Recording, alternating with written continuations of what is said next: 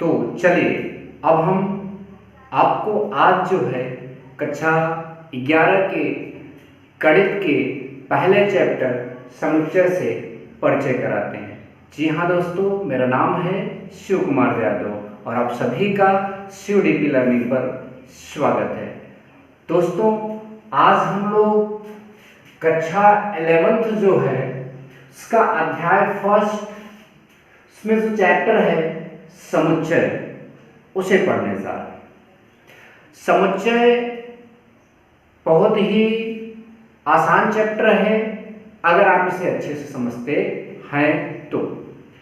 देखिए, समुच्चय की डेफिनेशन हमने यहाँ लिखा है, उदाहरण भी लिखे हैं और एक हेडिंग मैंने और लिखा है समुच्चय के अवयव। इन सारी बातों की हम सविस्तार चर्चा करेंगे। उसके पहले मैं आपको कुछ एग्जाम्पल से मिलाता हूँ। समुच्चय शब्द समझने से पहले आप मेरे कुछ बातों को सुने। आपने सुना होगा टी सेट, आपने सुना होगा डिनर सेट, आपने सुना होगा भेड़ों का झुंड, आपने सुना होगा मनुष्यों का समुदाय, आपने सुना होगा ताश के पत्तों की गड्डी, आपने सुना होगा अंगूरों का गुच्छा। तो ये जो सेट यहाँ बोल रहे हैं, समुदाय बोल रहे हैं, गुच्छा बोल रहे हैं, झुंड बोल रहे हैं, गणित में इन सभी चीजों को हम एक सिंपल सा शब्द दे देते हैं, वह होता है समुच्चय।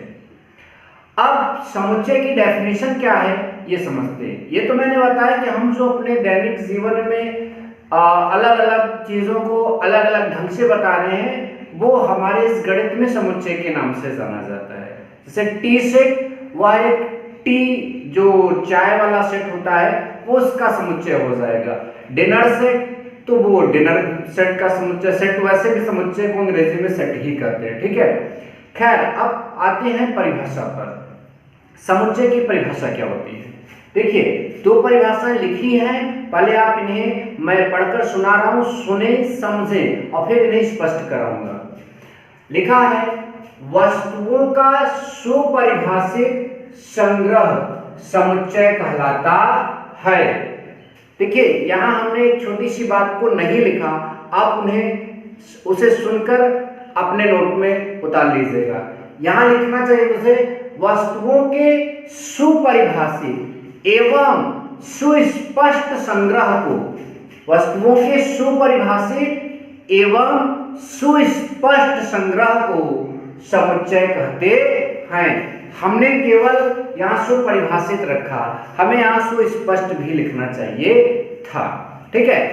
दूसरी परिभाषा जो समुच्चय की है वो ये है, वस्तुओं के उस संग्रह को समुच्चय कहते हैं जिसमें सम्मिलित प्रत्येक वस्तु किसी गुण विशेष को संतुष्ट करती है।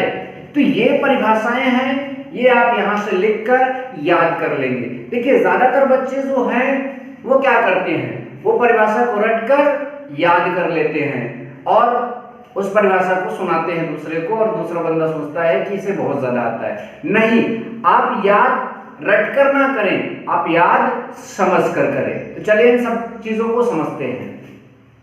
देखिए, लिखा है देखिए यहां हमने एक चीज ऐड किया तो उस चीज को भी ध्यान दीजिएगा। वस्तुओं के सुपरिभाषित एवं सुस्पष्ट संग्रह, संग्रह मतलब कलेक्शन, समूह, ठीक है। सुपरिभाषित और सुस्पष्ट संग्रह को ही समुच्चय कहते हैं। तो सबसे पहले इसमें आया शब्द जो है सुपरिभाषित, ठीक है। तो ये सुपरिभाषित का क्या अर्थ है यह हम आपको बताने जा रहे हैं। सुपरिभाषित का अर्थ है कि जो उस समुच्चय का अवयव होता है उसमें हम बता सकते हैं कि यह वस्तु उस संग्रह में शामिल है कि नहीं। अगर उस संग्रह में शामिल है और तब हम बोल रहे हैं कि उसका समुच्चय है, तो मानिए यह सुपरिभाषित है। अभी आपको कुछ नहीं समझ में है। एक उदाहरण लीजिए, जैसे आप कहिए कक्षा में अच्छे विद्यार्थियों का समुच्चय, कक्षा में अच्छे विद्यार्थियों का समुच्चय, तो यह गलत होगा। कभी भी कक्षा में अच्छे विद्यार्थियों का समुच्चय नहीं हो सकता। अब पूछेंगे क्यों नहीं हो सकता, सुनिए। देखिए, मान लीजिए आपका एक दोस्त रमेश है, उसके अंदर बहुत क्वालिटी है और आप उसे बहुत अच्छा स्टूडेंट मानते हैं, ठीक है, वो एक अच्छा विद्यार्थी है। आप एक और दोस्त को अच्छा मानते हो, बट एक दूसरा स्टूडेंट जो है इन दोनों को अच्छा नहीं मान पा रहा है। वो कहता है कि हमारे नजर में ये दोनों बच्चे अच्छे नहीं हैं। तो यहाँ जो अच्छा वाला गुण हमने यहाँ पर लाया, वो उस आधार पर इनका हम सेट नहीं बना पा रहे हैं। क्यों? क्योंकि अच्छा गुण कभी परिभाषित हो ही नहीं सकता, कभी सुपरिभाषित हो ही नहीं सकता। कारण कि हमारे नजर में कोई अच्छा है, दूसरे नजर में वो अच्छा नहीं भी हो सकता।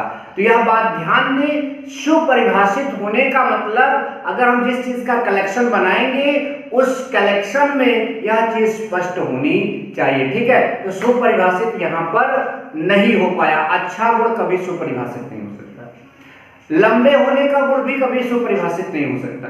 फॉर एग्जाम्पल, मान लीजिए आपका एक दोस्त है, वो कक्षा में लंबा है, ठीक है, लेकिन अभी एक और स्टूडेंट उसमें हो जो उससे भी लंबा हो, तो यह विद्यार्थियों का जो लंबे होने का गुण जो है वह भी सुपरिभाषित नहीं हो सकता।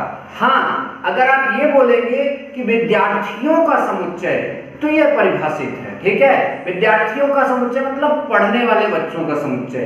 तो यहाँ पर ऐसा नहीं होगा कि जो भी होंगे वो सब पढ़ने वाले ही होंगे, इसलिए विद्यार्थियों का समुच्चय सही है, लेकिन अच्छे विद्यार्थियों का समुच्चय नहीं हो सकता, क्योंकि अच्छा गुण परिभाषित नहीं है। तो अच्छा गुण सुपरिभाषित है ही नहीं। लंबे विद्यार्थियों का समुच्चय नहीं हो सकता, बुरे विद्यार्थियों का समुच्चय नहीं हो सकता, ठीक है। सुस्पष्ट का क्या मतलब है? सुस्पष्ट का मतलब है कि किसी समुच्चय में, किसी संग्रह में, किसी कलेक्शन में कोई वस्तु बार बार नहीं आनी चाहिए। फॉर एग्जाम्पल, अगर मान लीजिए हम कोई समुच्चय बनाए हैं, ठीक है, और उसमें मान लीजिए हमने लिखा a, a, फिर b, तो ये गलत होगा।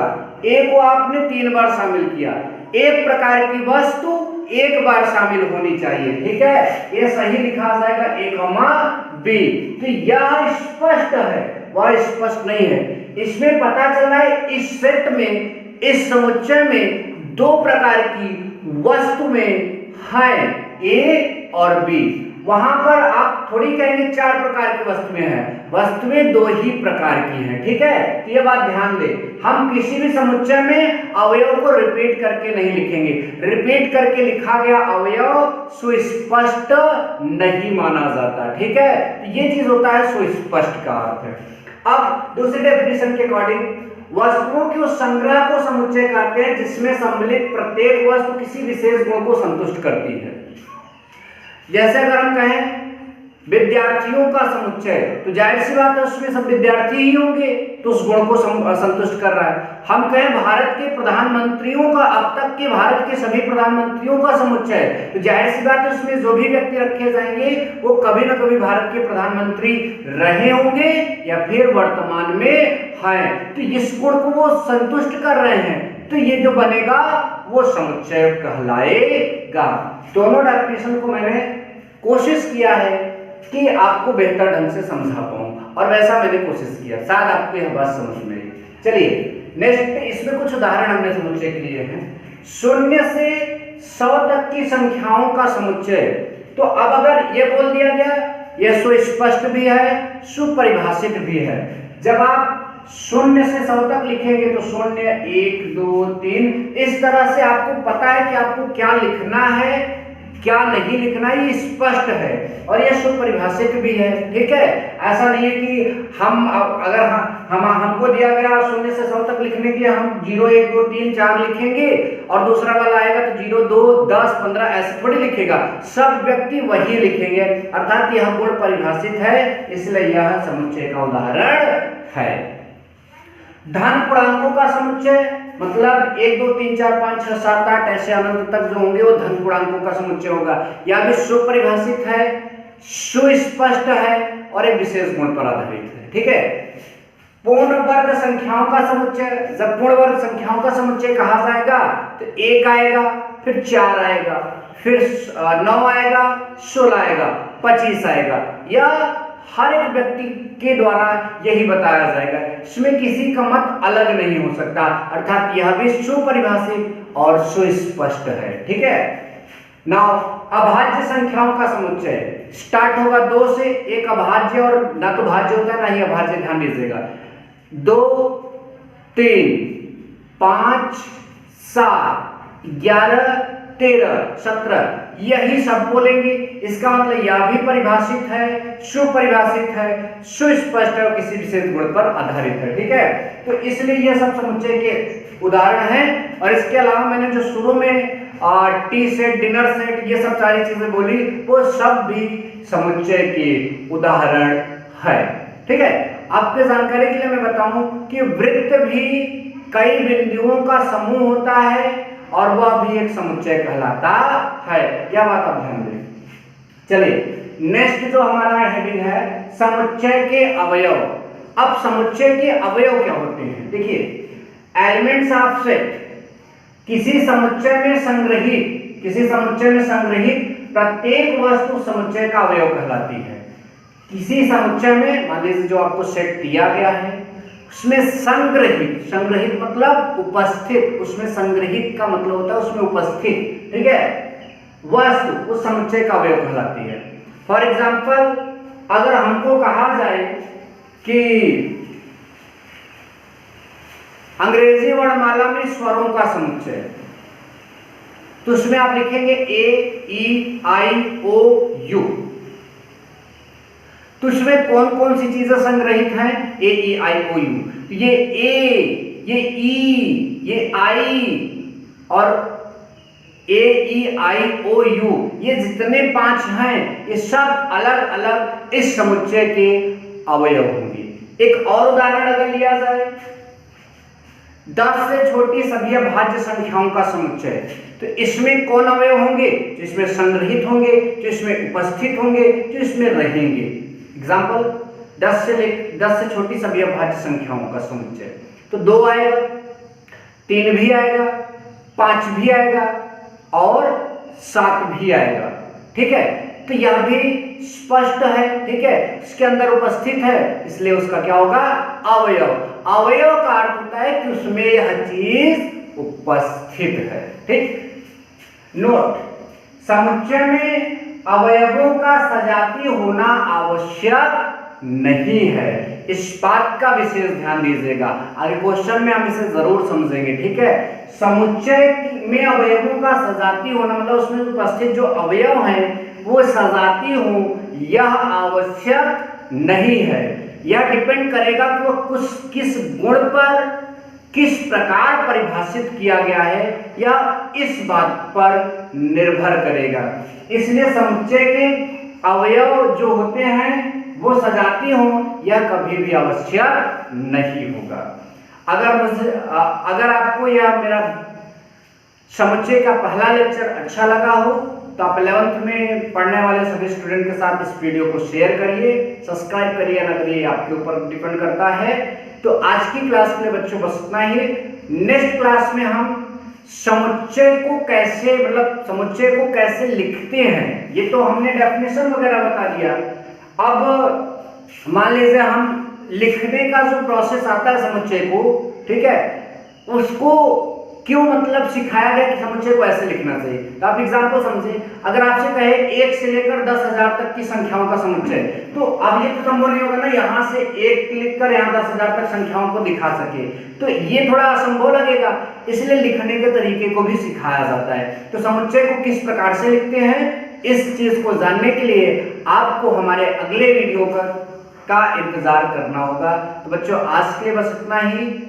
नेक्स्ट वीडियो तक आपसे मैं विदा लेना चाहूंगा। Thank you so much. जय हिंद।